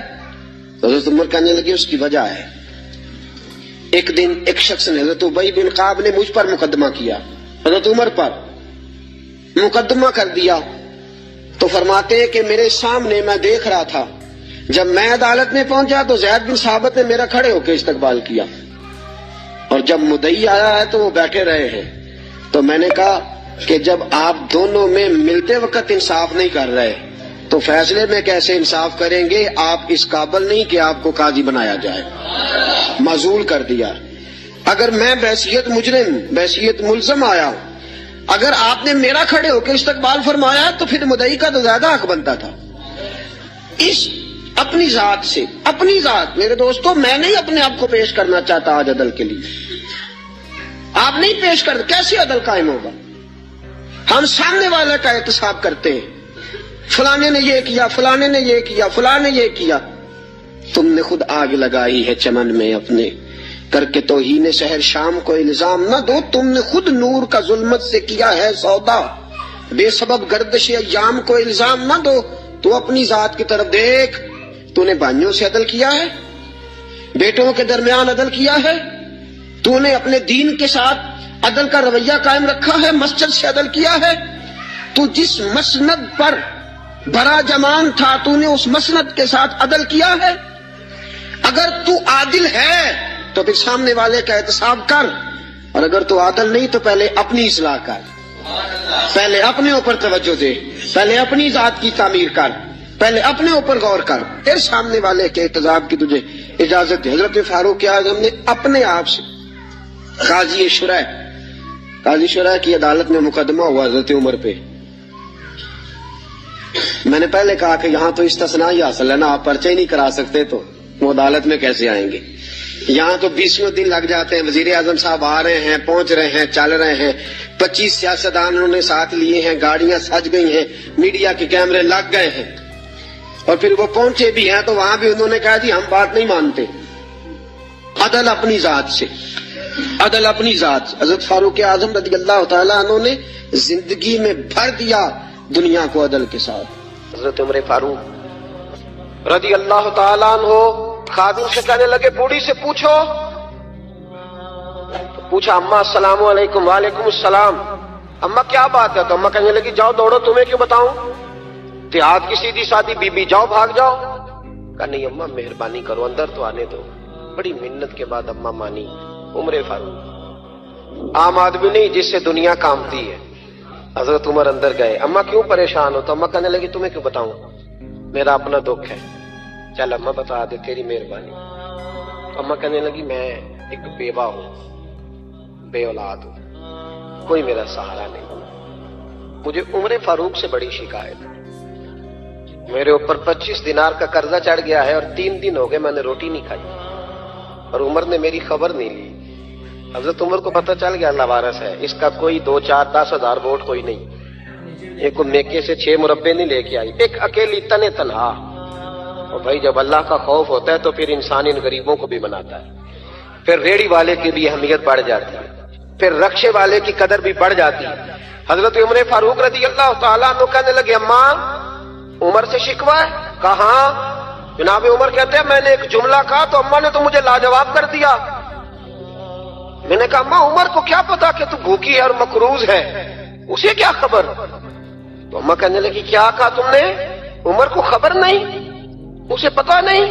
تو عمر سے کہو نا چھوڑ دے حکومت، اس کے حوالے کرے جو خبر رکھ سکتا ہے، کیوں بیٹھا ہے پھر؟ ہمارے حکمران کہتے ہیں ابھی میں صدمے میں ہوں، نکلوں گا تو بات کروں گا، نہ ادھر ادھر کی تو بات کر، یہ بتا کہ قافلہ کیوں لٹا، مجھے رہزنوں سے غرض نہیں، تیری رہبری کا سوال ہے، ہاں تجھے جواب دینا پڑے گا۔ حضرت سیدنا عمر فاروق رضی اللہ تعالیٰ عنہ سے اماں کہنے لگی نہیں خبر رکھ سکتا تو حکومت کیوں کرتا ہے، چھوڑتا کیوں نہیں؟ تو حضرت عمر کہتے میں کانپنے لگا، دوڑے گئے جناب عمر۔ میں نے کہا اس اماں کا 6000 ووٹ نہیں کہ اس کی قدر کی جائے، یہ اماں کوئی بہت آکسفورڈ یونیورسٹی کی ڈگری ہولڈر نہیں کہ اس کی بات مانی جائے، کہ لاوارث اور بیوہ بی بی۔ عمر دوڑے گئے، گھر سے اناج کا تھیلا کندھے پہ رکھا، 25 دینار بھی لیے، پکا پکایا کھانا بھی لیا۔ خادم کہنے لگا حضور مجھے دے دے میں اٹھا لیتا ہوں۔ تو حضرت عمر فرمانے لگے چل وعدہ کر قیامت کے دن بھی میرا بوجھ اٹھائے گا؟ کہنے لگا جی نہیں وہاں نہیں اٹھا سکتا۔ فرمایا پھر آج بھی نہ اٹھا، مجھے ہی اٹھانے دے، یہ میرا بوجھ ہے تو مجھے ہی۔ اماں کے سامنے 25 دینار بھی رکھے، پھر اماں کو حضرت فاروق اعظم نے 2 مہینے کا راشن بھی دیا، پھر پکا پکایا کھانا بھی دیا۔ معمولی آدمی کی بات نہیں کر رہا، 24 لاکھ مربع میل کا حکمران۔ حضرت عمر مدینے میں بیٹھ کے کبھی للکار دیں تو کیسر و کسریٰ کی ٹانگیں کانپیں۔ جناب عمر فاروق رضی اللہ کھانا کھلا کے اماں چارپائی پہ تھی تو عمر نیچے بیٹھ گئے، کہنے لگے اماں چل عمر کو معاف کر دے، چل چل جانے دے، کوئی عرض نہیں، بیچارے کو پتہ نہیں چلا۔ تو اماں کہنے لگی تو نے پھر عمر کا ذکر چھیڑ دیا۔ بیٹے میرے گھاؤ بڑے گہرے ہیں، میرے زخم بڑے سخت ہیں، کلیجہ پھٹے تو تجھے دکھاؤں کتنی تکلیف میں ہوں، میں تو پکا ہوا پھال ہوں، کسی وقت بھی دنیا سے چلی جاؤں گی، میں نے عمر کو معاف نہیں کرنا۔ جب میں قبر میں جاؤں گی نا، نبی کریم علیہ السلام آئیں گے تو میں عمر کی شکایت کروں گی، میں کہوں گی حضور اس سے پوچھئے یا رسول اللہ بیوہ اور بوڑھی کا خیال ہی نہیں کیا؟ تو آپ کے غلام کہتے ہیں میں نے عمر کو کبھی اتنا روتے نہیں دیکھا جتنا آج روئے۔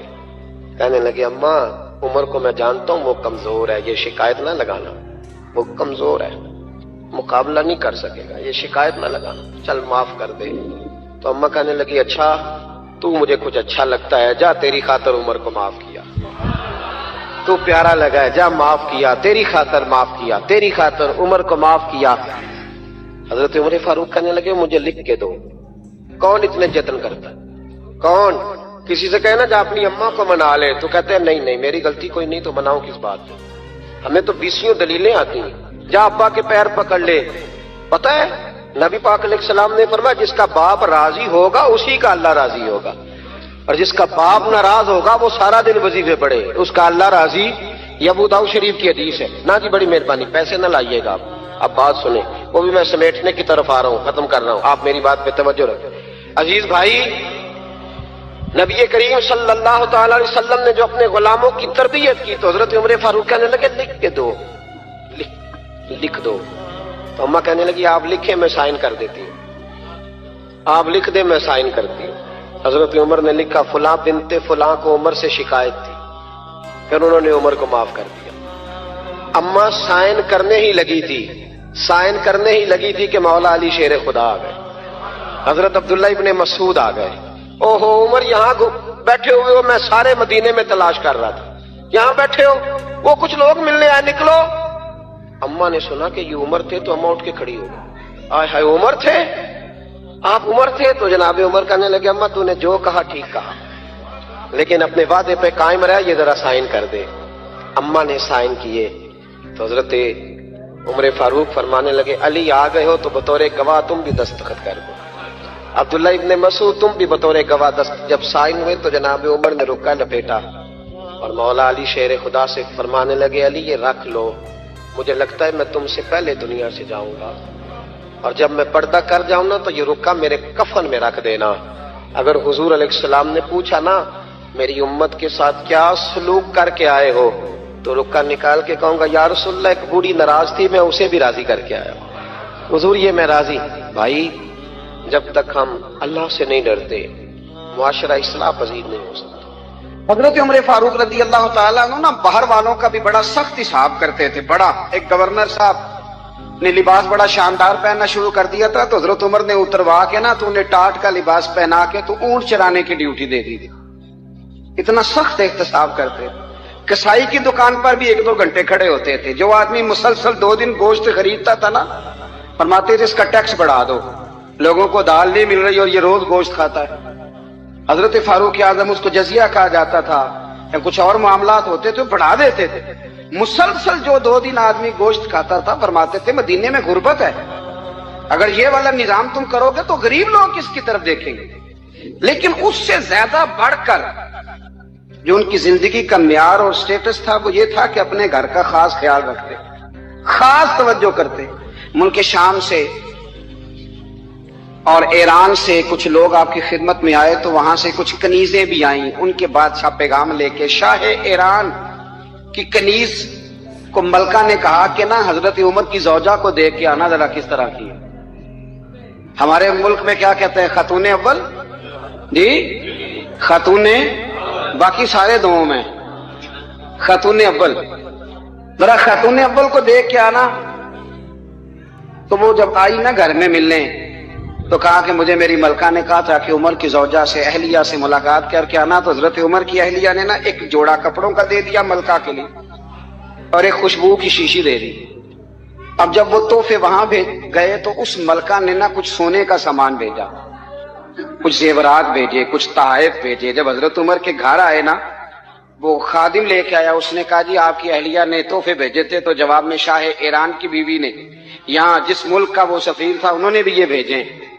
حضرت عمر فاروق نا وہ تحفے لے کے گھر گئے تو جا کے کہنے لگے اپنی اہلیہ سے یہ تو کب سے تحفے تحائف بھیجنے لگ گئی ہے, یہ کب سے نظام شروع ہو گیا؟ تو کہ حضور تحفہ دینا لینا تو ٹھیک ہے, سنت ہے, محبت بڑھتی ہے, تو یہ کوئی قباحت نہیں, اور میں نے اپنی ذاتی استعمال کے لیے جو چیزیں رکھی تھی وہ میں نے دی ہیں. تو حضرت عمر فاروق رضی اللہ تعالیٰ عنہ فرمانے لگے ہم نے کسی ملک کے ساتھ اور اس کے بادشاہ کے ساتھ ذاتی تعلق نہیں بنانا, تعلق جو بھی بنے گا رسول اللہ کے دین کی برکت سے بنے گا. ذاتی رشتے نہیں ہم نے قائم کرنے. ذاتی آپ کے ملک کی جو ایئر لائن جس کا ہر سال خسارے کا ڈنڈورا پیٹا جاتا ہے نا, وہ ہمارے بادشاہ صاحب اور صدر صاحب اگر غیر ملکیوں کو گھوڑا کبھی بھیجنا ہو نا, گھوڑا, تو پورا ایک جہاز گھوڑا لے کے تحفے میں جاتا ہے. پورا جہاز غریب قوم کا یہ سرمایہ, اور قوم بڑی بادشاہ ہے, لائنوں میں لا کے ووٹ دیتی ہے. 2 کام ہمیشہ لائن میں لا کے کرنے, ایک بل لائن میں لا کے جمع کرانا ہے اور ایک ووٹ लाइन में लग के, ताकि फिर पूरे 5 साल लाइन में ही लगे रहें। मर्जी से आप वोट देना, पर जो बात दुरुस्त है उसको सुनो। हजरत उमर फारूक रदी अल्लाह ताला अन्हु ने अपनी अहलिया से पूछा, कितने का था वो तेरा जोड़ा और खुशबू की शीशी? उन्होंने कहा 3 दिनार की।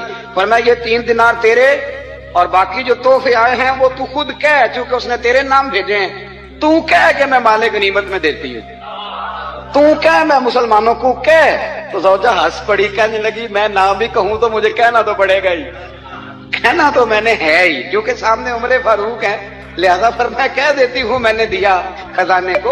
हजरत उमर ने जमा करा लिया। मैं ये क्या बात हुई, मेरे घर वाले जो मर्जी करें, इनका मेयारे जिंदगी जिस तरह का मर्जी हो। और हजरत उमर एक जुमला कहा करते थे, अल्लाह करे कि ये बातें इस दौरे हाजिर में हमारी समझ में आए। हजरत उमर फारूक रदी अल्लाह ताला अन्हु अपने बच्चों को फरमाया करते थे कि बहुत आदमी को भूख लगी हो ना, और फिर उसकी पसंद का खाना पका हो, तो इतने शौक से वो उस खाने को देखता है ना, फरमाया इस तरह पूरी कौम अपने बादशाहों के खानदान को देखती है। इस तेजी के साथ देखते हैं कि इनके घर में क्या हो रहा है, इनका मेयारे जिंदगी क्या है, इनका स्टेटस क्या है। सैयदना फारूक आजम रदी अल्लाह ताला अन्हु ने अपने घर के अंदर अपने बच्चों, आप के बच्चे दोनों कारोबार के लिए मिस्र गए,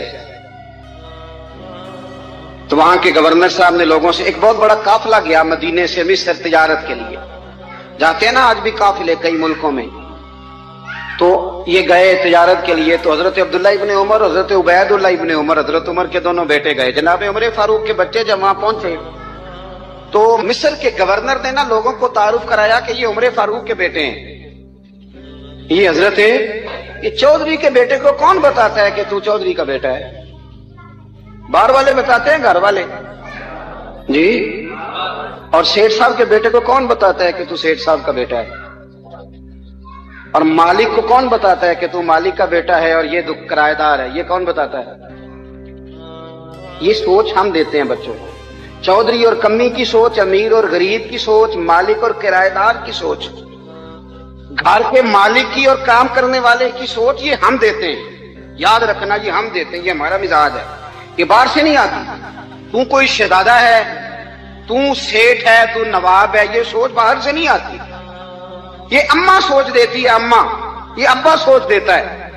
और फिर जब तबाही उतरती है तो उसके जिम्मेदार भी बाहर वाले नहीं होते, घर वाले होते हैं, घर वाले। हमारे बच्चों की तबीयतों पर ज्यादा नक्श बाहर वालों का नहीं होता, घर वालों का होता है, याद रखिएगा। हजरत उमर फारूक रदी अल्लाह, बच्चे हैं, शहजादे हैं, वो कारोबार करने गए और वहां लोगों ने बताया गवर्नर साहब ने कि ये फारूक आजम के बच्चे अमीरुल मोमिनीन के।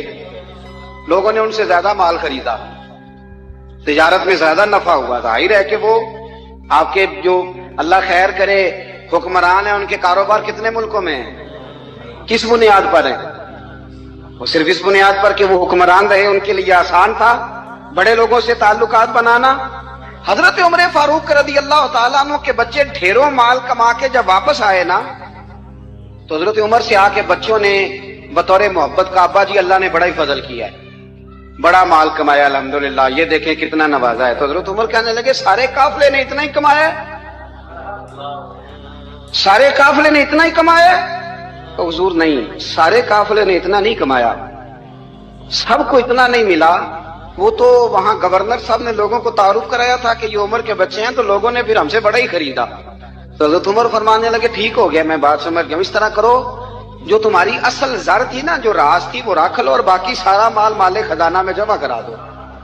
इसलिए कि ये तुमने तजारत नहीं की, ये तुमने अपने बाप का नाम बेचा है, ये तुमने अमीरुल मोमिनीन के बेटे होने का फायदा उठाया है। फरमाया ये तुम्हारा नहीं हक, ये मुसलमानों का है। इसलिए कि ये माल तुमने मेहनत से नहीं कमाया, ये बाप की कुर्सी का फायदा उठाया है। और फरमाया अगर तुमने माल जमा ना कराया तो मैं माल भी ले लूंगा जबरदस्ती और कोड़े भी मारूंगा, डबल सजा दूंगा। मर्जी से जमा कराओगे तो कोड़ों से बच जाओगे। बड़े बेटे ने तो जमा करा दिया, तो छोटा थोड़ा परेशान हुआ।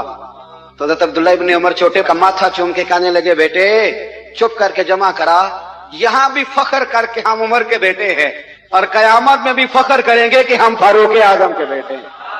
यहां भी नाज करेंगे और वहां भी नाज करेंगे कि उमर के बच्चे हैं। हमारे बाप ने खुद भी हलाल ही खाया है اور جب ہماری کمانے کی باری آئی ہے تو ہمیں حکم بھی حلال کھانے کا دیا. بھائی ہمارا مزاج نہیں. بچہ جب لے کے آتا ہے 2 لاکھ روپیہ تو کبھی پوچھے کہاں سے آیا ہے؟ جب وہ پہلے دن غلط دوستوں کے پاس جا کے بیٹھتا ہے تو کبھی نکالا گھر سے اسے.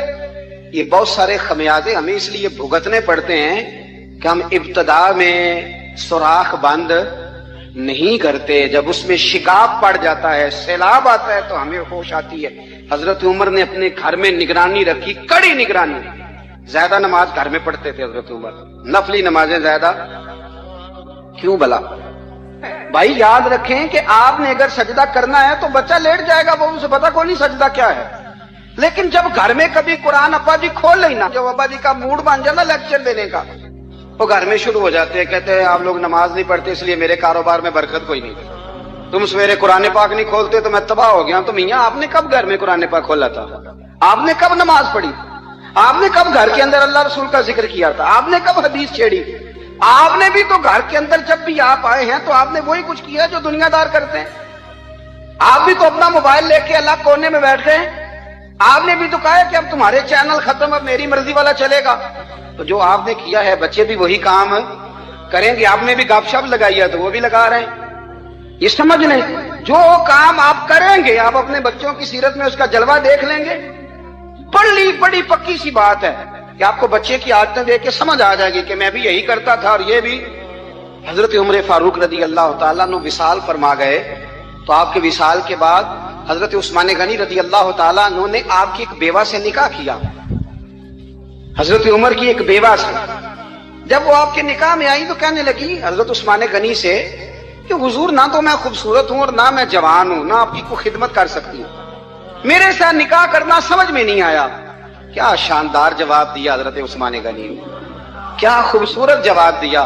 فرمانے لگے میں نے اس لیے نکاح نہیں کیا کہ مجھے تمہارے حسن سے دلچسپی تھی یا تمہاری خدمت کی ضرورت تھی.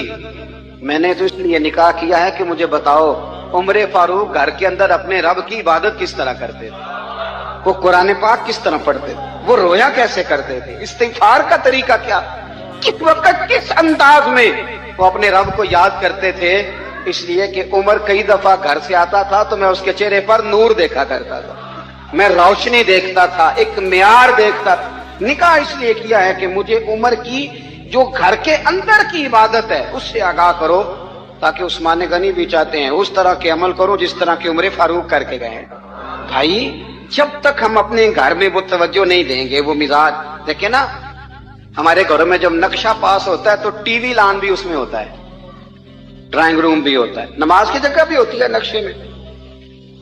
صحابہ جب گھر بناتے تھے تو ایک مسجد بیت کا نقشہ پاس کرتے تھے، ذہن میں رکھتے تھے کہ یہ کونا نماز کے لیے، وہاں جوتے لے کے کوئی نہیں جائے گا، وہاں نماز پڑھی جاتی تھی، عورتیں وہاں اعتکاف کرتی. ٹی وی لان تو آ گیا ہے اور گھر کے اندر ٹی وی رکھنے کے لیے تو ایک کمرہ الگ سے بنا دیا گیا ہے. اور اب جو نئے نقشے پاس ہو رہے ہیں اس کے اندر گھروں کے اندر جگہ بنائی گئی ہے جہاں کمپیوٹر رکھے جائیں اور بچوں کے لیے وائرنگ ہوگی نیچے تاکہ انہیں کوئی مشکل درپیش نہ ہو. یہ ساری چیزیں ہم نے نہانے کے لیے گھروں کے اندر اتنے بڑے واش روم بنائے ہیں کہ لگتا یہ ہے کہ سوائے نہانے کے اور کام ہی نہیں کوئی گھر میں ہوگا. ہر چیز آ گئی، پر اللہ کرے کوئی تفسیر بھی ٹیبل پہ پڑی نظر آئے، کوئی حدیث کی کتاب بھی ٹیبل پہ پڑی نظر آئے. اللہ کرے کہ جس طرح ابا لطیفہ سن کے آتا ہے تو جب تک سنا نہ لے اسے ہضم نہیں ہوتا. اللہ کرے کہ وہ جمعے میں بیان سن کے جائے تو اس کا بھی دل کرے میں اپنے بچوں کو سناؤں. وہ نبی پاک کی کوئی حدیث کہیں سے سنے تو گھر جا کے سنائے. جب تک یہ معیار نہیں بنتا آپ کیسے توقع کرتے ہیں کہ گھر کے اندر اللہ کی رحمتیں نازل ہوں گی؟ آپ یہ کیسے توقع کرتے ہیں کہ گھر کے اندر وہ معیار اور وہ مزاج بنے گا؟ حضرت عمر فاروق نے ذاتی زندگی پر جو توجہ دی، گھر والوں کے معیار پر جو توجہ دی حضرت عمر فاروق رضی اللہ تعالیٰ عنہ نے، وہ بھی بڑی دیدنی ہے. حضرت ابو موسیٰ اشعری کو نا آپ نے وزیر خزانہ بنایا، وزیر خزانہ. تو حضرت ابو موسیٰ اشعری کہتے ہیں کہ حضرت عمر کو شے خزانے میں رہنے تو دیتے نہیں تھے. تو ایک دن نا میں صفائی کر رہا تھا اس کمرے کی جس میں خزانہ رہتا تھا. ہمارے تو ملک میں جو جاتا ہے وہ صفائی کر کے ہی جاتا ہے، اللہ خیر کرے. اور خیر معیار بدلتا ہے.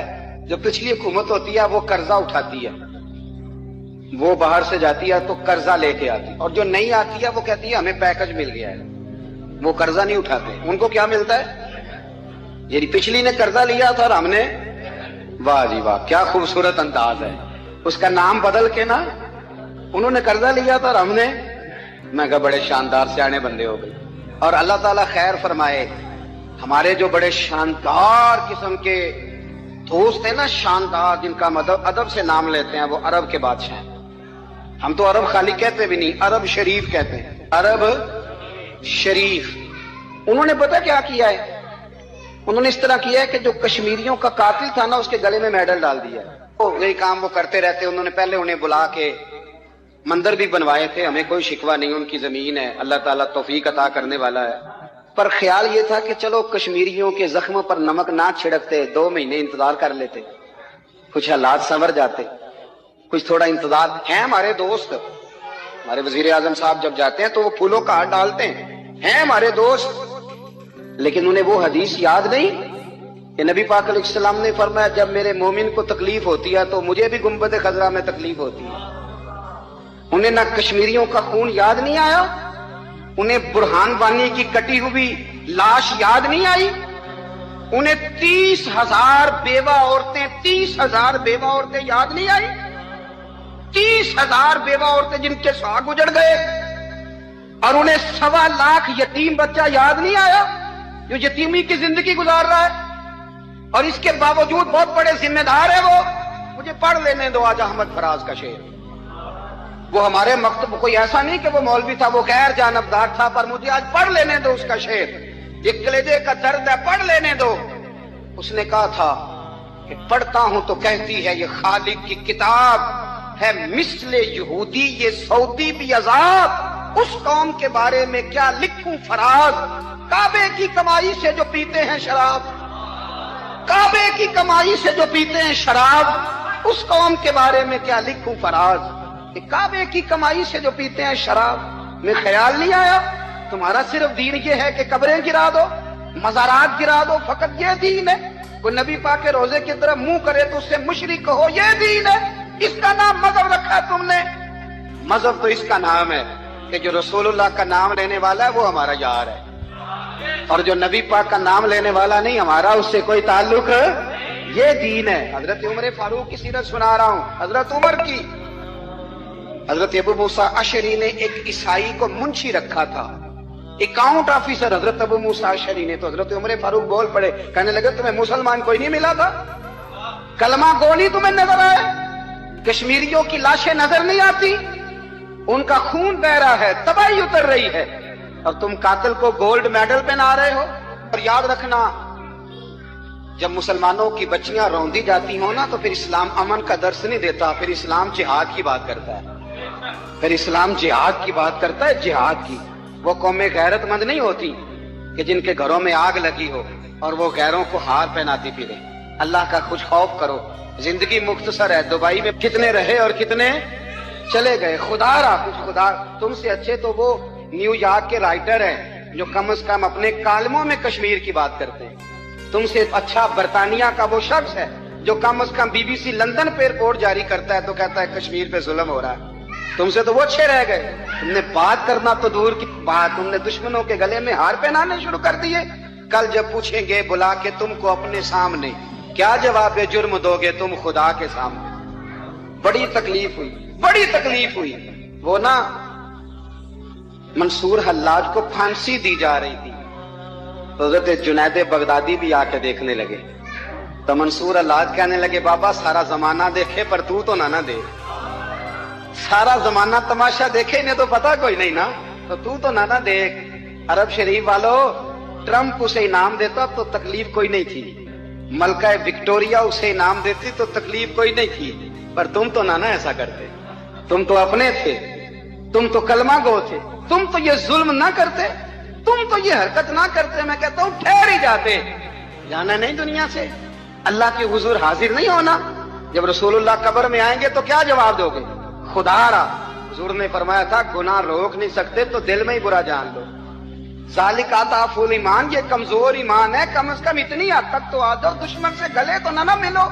خدا را سمجھے ہمارا پہلا تعارف یہ ہے کہ ہم رسول اللہ کے غلام ہیں. اقبال نے کہا تھا وطن کا بت نہ بنانا، وطن کو بت نہ بنانا. اقبال کہنے لگے ان تازہ خداؤں میں بڑا سب سے وطن ہے، جو پیرہن اس کا ہے وہ مذہب کا کفن ہے، اس لیے کہ بازو تیرا توحید کی قوت سے قوی ہے، اسلام تیرا دیس ہے۔ دوستو امید کرتا ہوں کہ آپ حضرات کو یہ بیان اچھا لگا ہوگا۔ اگر اچھا لگے تو کمنٹ میں ضرور بتائیں۔ اللہ تعالیٰ مجھے بھی اور آپ حضرات کو بھی اس بیان پر عمل کرنے کی توفیق عطا فرمائے۔ تو ملتے ہیں نیکسٹ ویڈیو میں، تب تک آپ حضرات اپنا خیال رکھیں۔ السلام علیکم ورحمۃ اللہ۔